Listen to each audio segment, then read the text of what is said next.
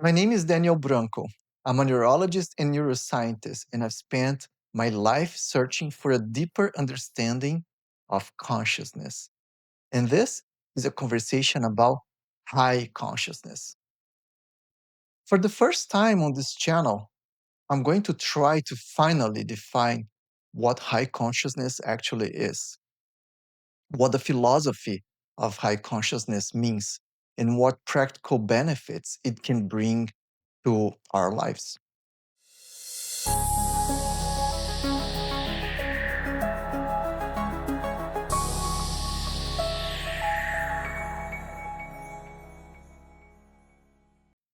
Most people think philosophy is an abstract distraction, something with no real use in day to day life. But nothing could be further from the truth.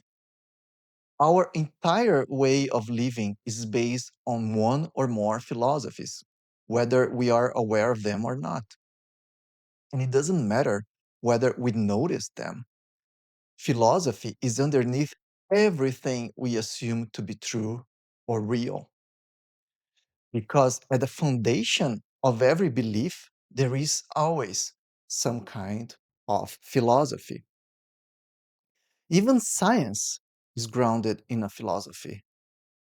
And it is impossible to make any decisions in life without using some form of philosophy. Even if the name of your philosophy is, say, pragmatism. For example, if you believe in the political left or the political right, you are already adopting a philosophy. If you declare yourself an atheist, that's also a philosophy. If you say you believe in God, also a philosophy. If you believe in life, that's based on a philosophy too. And if you believe in death, same thing.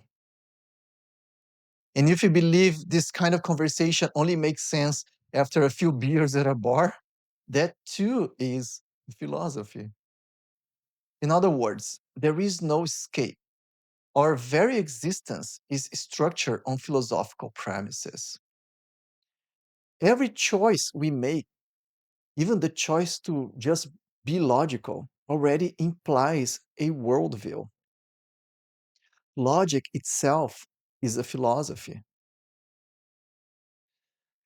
Now, the philosophy of high consciousness, like mathematics, is less an invention than a discovery.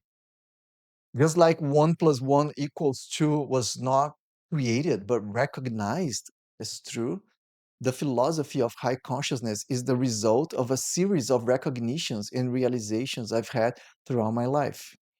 And I'll say openly, none of this is completely original.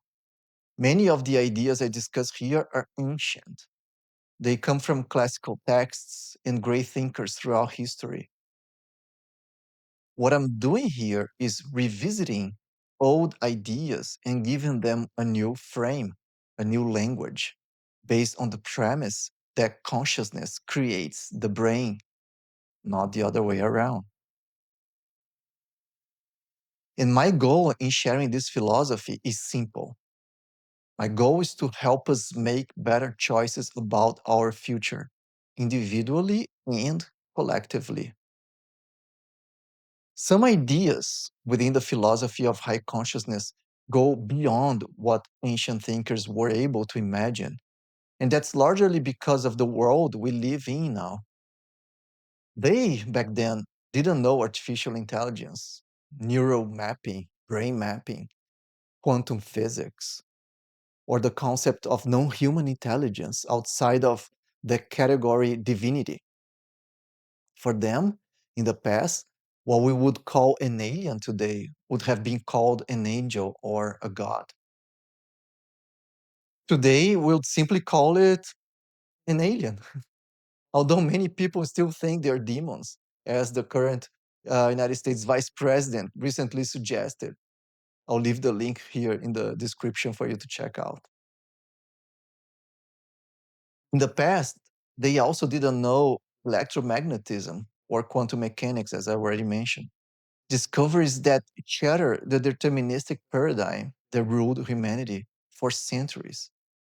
And yet, somehow, determinism is still the default mindset of modern society. So, what is the philosophy of high consciousness? As, I've, as I have explained in other videos, the starting point was simply to step back and question the basic assumptions we take for granted, the assumptions that hold up our current model of reality.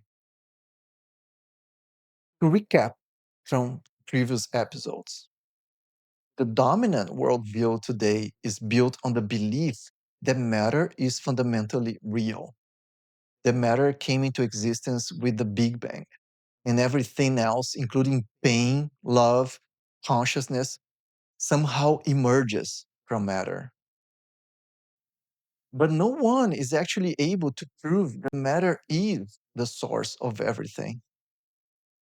That matter is the source of everything is not a scientific fact.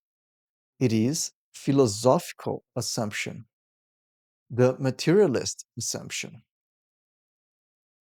You see, I love science. Science is a method we created to find consensus in a world where each individual is a universe of perception. But science rests on philosophical premises. And the main premise is that physical reality is ultimate and objective. But because each one of us exists in our own reality of consciousness, we needed an anchor, something everyone could agree to be real. That anchor became physicality. That is what science measures.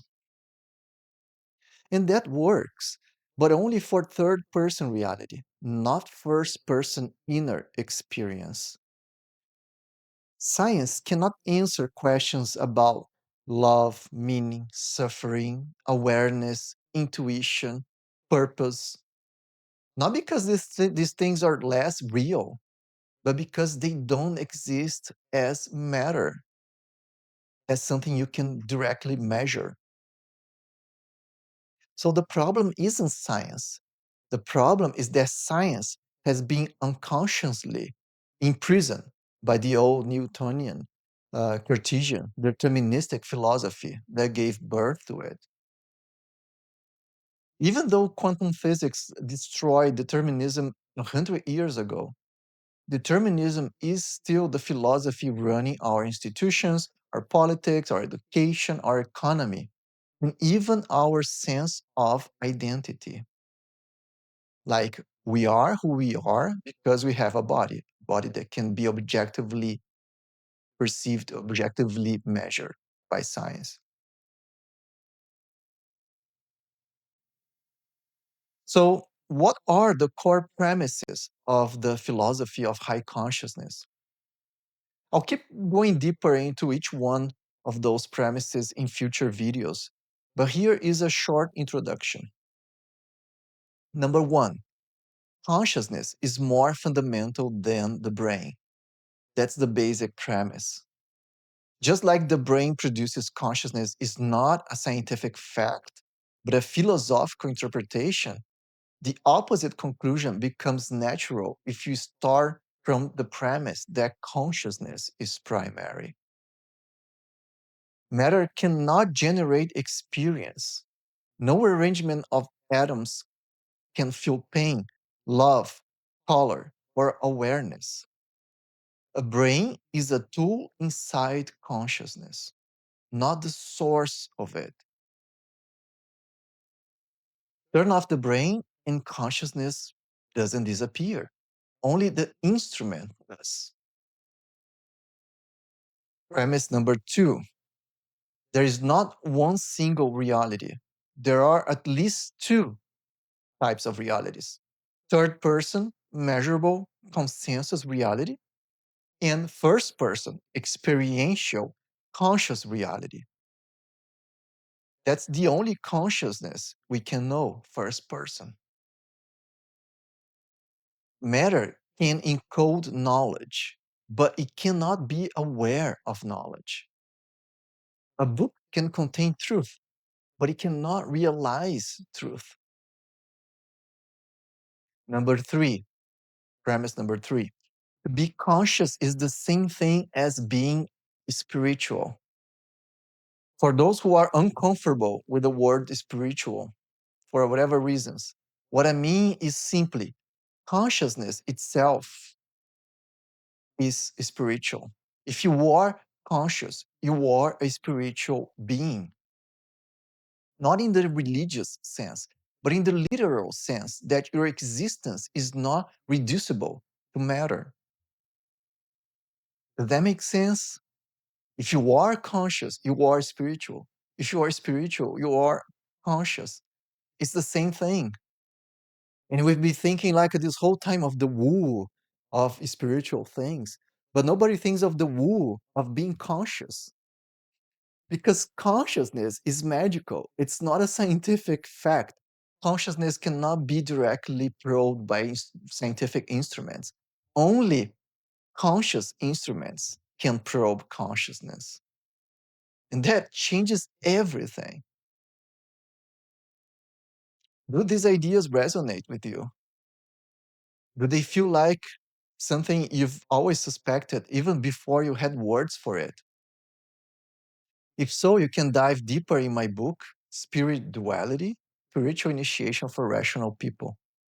And if you want to keep exploring these ideas with me, leave a like and subscribe to the channel. We are still a very young channel, and your support really matters. Subscribe, hit the bell, all of that good stuff. And let's make the experience of life better for everyone on this planet. See you in the next one.